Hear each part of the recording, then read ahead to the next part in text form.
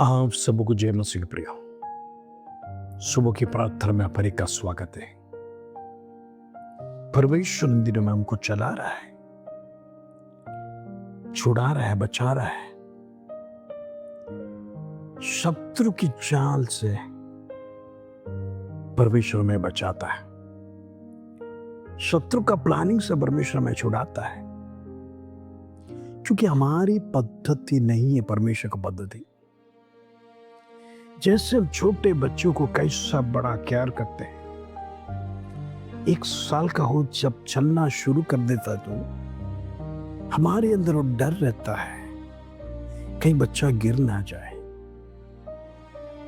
कहीं बच्चों को चोट ना लगे गिरे तो।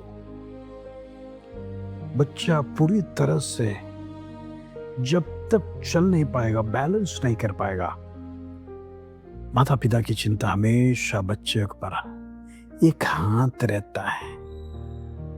कहने का मतलब स्वर्गीय पिता भी आपके हाथों में हाथ मिलाकर आपको दिन प्रतिदिन इसीलिए परमेश्वर चलाता है, क्योंकि आप कई जगह पर ठोकर ना खाएं। प्रीज़ लॉर्ड, इस संसार का रास्ता सही नहीं है। ऊबड़ खाबड़ रास्ते, पथरीली जमीन,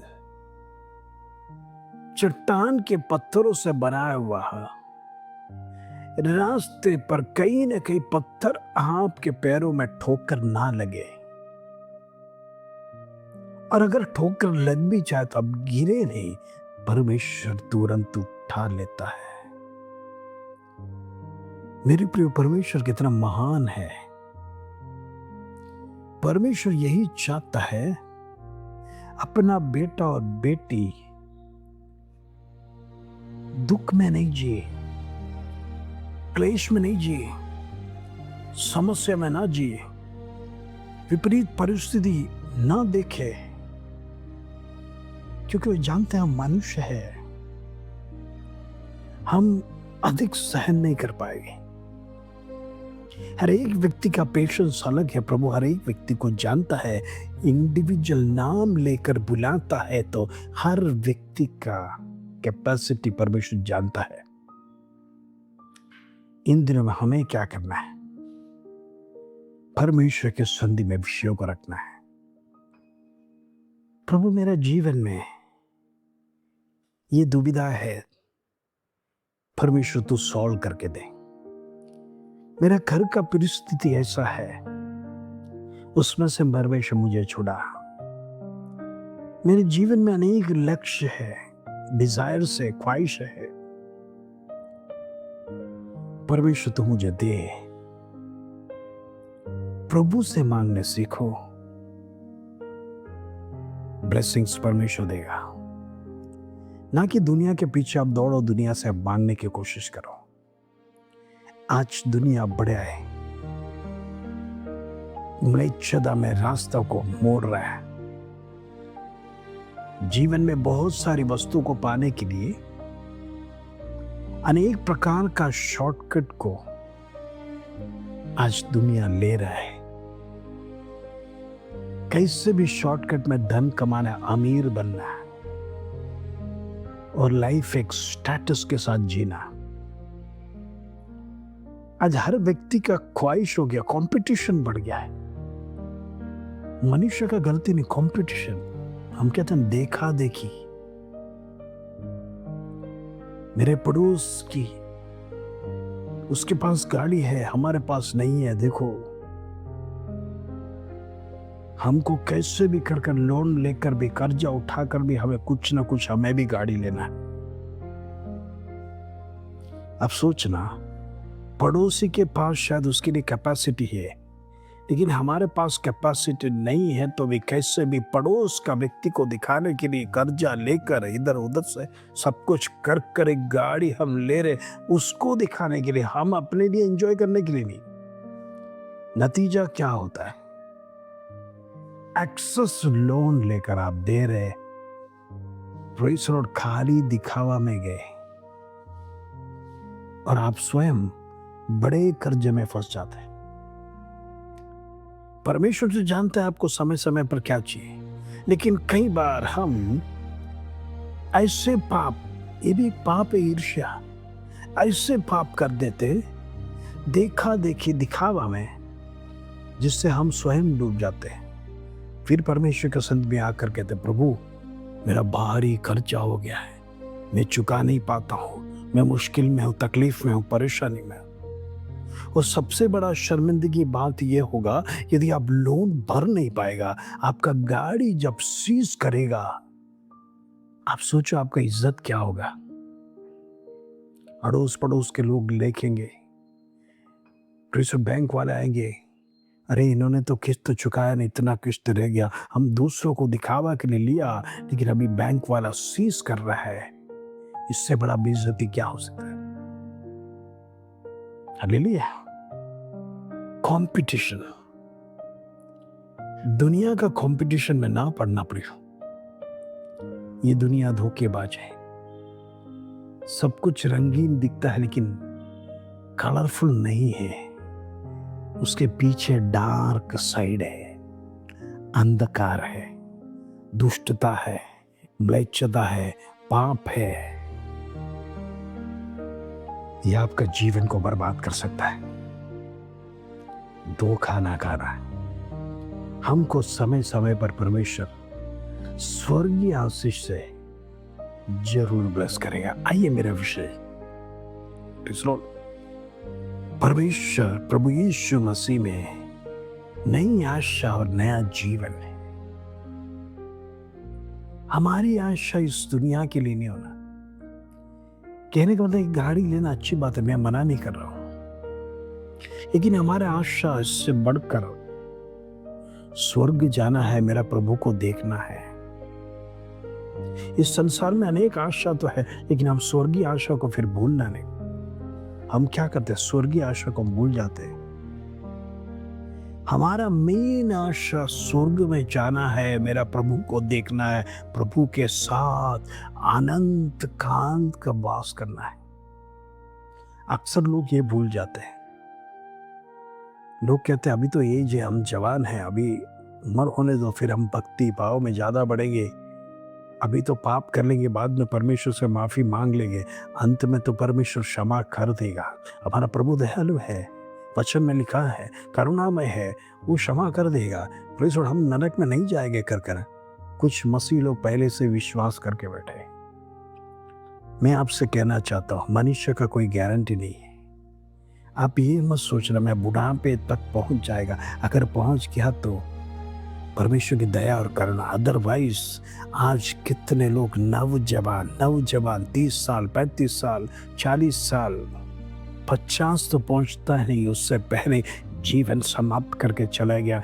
उनका नौजवानी में अनेक ख्वाहिशों को देखा, पूरा नहीं कर पाया, देखा, सोचा, प्लानिंग्स किया, मैं इतने साल में इतना कमाऊंगा, इतना साल में मैं घर लूंगा, इतना साल में वाहन लूंगा, इतना साल में मेरा फैमिली सेटल होगा। ये सब कुछ प्लान कर बड़े बड़े इंश्योरेंस को लेकर, बड़े बड़े कार्य को कर रखने वालों से मैं कहना चाहता हूँ, अगला घड़ी क्या होगा वो परमेश्वर कहते हैं, मूर्ख तू नहीं जानता अगला क्षण क्या होगा। मेरे प्रिय सहोदर लेना, हालेलुया। हमारी आशा प्रभु यीशु में है, प्रभु यीशु मसीह में नई आशा और नया जीवन है। पहला पत्रोस 1 अध्याय का 3 वचन पढ़ेंगे। पहला पत्रोस 1 पीटर चैप्टर 1 वर्स 3, पहला पत्रोस पहला अध्याय उसका 3 कलम। यहाँ पर इस प्रकार लिखा है, हमारा प्रभु यीशु मसीह के परमेश्वर और पिता का धन्यवाद हो। कहने का मतलब प्रभु यीशु मसीह का भी धन्यवाद हो और पिता का भी धन्यवाद हो, जिसने यीशु मसीह के खून में से जी उठने के द्वारा अपनी बड़ी दया से हमें जीवित आशा के लिए नया जन्म दिया है। यहां पर एक मिस्टेक दिया है, मुंह में से था, थोड़ा सा मिस्टेक बाइबल में प्रिंटिंग में मिस्टेक हो गया। Praise hallelujah. यहां पर परमेश्वर प्रभु यीशु मसीह को मुंह में से जी उठना, कहने का मतलब मृत्यु से जी उठने के लिए इस दुनिया में आज तक कोई उठा नहीं है। एक ही व्यक्ति उठा है, प्रभु यीशु मसीह। आज दुनिया के पीर पैगंबर बड़े बड़े ईश्वर कहते हैं, मर गए, आज तक कोई उठा नहीं है। बड़े लीडर्स मर गए, उठा नहीं है। लेकिन परमेश्वर ने मुर्दों में से जी उठाने वाला एक ही व्यक्ति प्रभु यीशु मसीह अपनी बड़ी दया से हमें जीवित आशा दिया। क्यों प्रभु यीशु मसीह रिसरेक्शन हुआ, ये उदाहरण आपको देने के लिए आप भी जी उठने वाले हैं। यही तो बाइबल हमें सिखाता है। मसीह लोगों के लिए मृत्यु अंत नहीं है। उसका एक ट्रेल, एक एग्जाम्पल प्रभु यीशु मसीह ने दिया। जैसा प्रभु यीशु मसीह मरने के बाद जी उठा, वो रूपांतर प्राप्त हुआ। कहने का मतलब आप और मैं, जब परमेश्वर की तुरही फूंकी जाएगी और हम कब्र में से उठेंगे, अगर जिंदा मृत्यु हो गया होगा तो, अगर जिंदा हो तो ऐसे जाएगा, लेकिन ये शरीर तेजोमय बदल जाएगा। आप समझ रहे हो, जैसा यीशु मसीह शरीर का तेजोमय शरीर को प्राप्त किया, वही शरीर, वही तेजस, ये दुनिया का वस्त्र नहीं, परमेश्वर आपको वस्त्र को पहनाएगा, अदृश्य वस्त्र। Praise the Lord. वो तेजोमय शरीर के साथ आशा के साथ जी उठेंगे।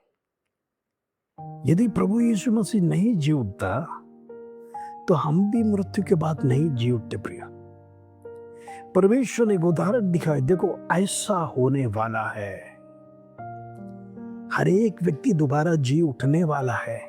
ये बाइबल में ही लिखा है और कोई ग्रंथ में नहीं है। कुछ लोग तो कहते हैं हमारे ग्रंथ में आने वाला समय में जानवर बनेंगे, कुत्ता बनेगा, बिल्ली बनेगा, प्रेज़ द लॉर्ड, ऐसा होगा अगले जन्म में। पिछले जन्म में हम जानवर था, अभी इंसान बन गया, अभी क्या क्या बनेगा लोगों का। प्रेज़ द लॉर्ड, ऐसा माइथोलॉजी जिसका कोई बेस नहीं है। पूछो कहाँ लिखा है, नहीं ऐसा सुना है। लेकिन हम सुनी हुई बातों को नहीं कहते। हमारा वचन क्या सिखाता है? हमारा प्रभु जैसा जी उठा, हम भी जी उठेंगे तेजोमय वस्त्र के साथ। प्रेज़ द लॉर्ड, एक नई आशा के साथ हम परमेश्वर के साथ जिएंगे, वास करेंगे। मेरे प्रिय, हमारी आशा यही है। संसार में अनेक आशा है, नो डाउट, गलत नहीं है, प्रेज़ द लॉर्ड, लेकिन इससे बढ़कर हमारे जीवन में एक आशा होना है। सबसे पहली आशा स्वर्ग जाना है हमको। प्रेज़ द लॉर्ड, वो एडमिशन से अब वंचित नहीं रह जाना। कहते ना एडमिशन फुल हो गया कर बच्चे कॉलेज में जाते हैं, बड़े बड़े कोर्सेस लेने के समय पर एडमिशन फुल हो गया। लेकिन स्वर्ग का परमेश्वर अपने बच्चों के लिए एडमिशन हमेशा रखा है, गाइडलाइंस दिया है वचन के द्वारा। गाइडलाइंस फॉलो करने वाले जरूर स्वर्ग में जाएंगे। अगर आप प्रोटोकॉल फॉलो नहीं करेंगे, गाइडलाइंस फॉलो नहीं करेगा, तो कहीं ना कहीं प्रॉब्लम्स आ जाएगा। प्रेज़ द लॉर्ड, इसलिए प्रभु यीशु मसीह आपको नमूना बनकर दिखाया, मैं पिता के पास जा रहा हूं, वैसे तुम्हें भी। प्रेज़ द लॉर्ड, एक समय पर उठा लिया जाएगा, बादलों पर तुरही फूंका जाएगा, तो प्रेज़ जितने प्रभु में सो गए हैं वो उठा लिए जाएंगे, और जो जीवित है वो ऐसे ही उठा लिया जाएगा। मेरे प्रियो, इन दिनों में आशा आपका यही रखना, मुझे प्रभु से जल्दी मिलना है। प्रेज़ द लॉर्ड, प्रभु आपको जरूर आशीष दे। आइए हम प्रार्थना करेंगे। पिता परमेश्वर, धन्यवाद आज सुबह का सुंदर अवसर तूने हमारे जीवन में दिया। जीवित परमेश्वर, जिंदा प्रभु, जिंदा आराधना करने के लिए परमेश्वर तूने अवसर दिया, इसके धन्यवाद। आज जितने लोग दुखी है, बीमार है, क्लेश में, कष्ट में, संकट में, परेशानी में, मैं प्रार्थना करना चाहता हूँ उनकी जीवन की समस्या प्रभु दूर कर। लेकिन आज का वचन के आधार पर उनकी आशा यही होना है, मुझे प्रभु से मिलना है, मुझे स्वर्ग में जाना है। परमेश्वर, इस दुनिया का आशा से बढ़कर परमेश्वर की ओर मन लगाने के लिए, आशा लगाने के लिए हर एक को मदद कर। धन्यवाद, आदर, महिमा, जलाल तुझे देते प्रभु। छोटी सी प्रार्थना प्रभु यीशु मसीह के नाम से मांगते हैं, सुन और ग्रहण कर पिता, आमीन आमीन। प्रभु आप सबको आशीष दे। जय मसीह की प्रिय।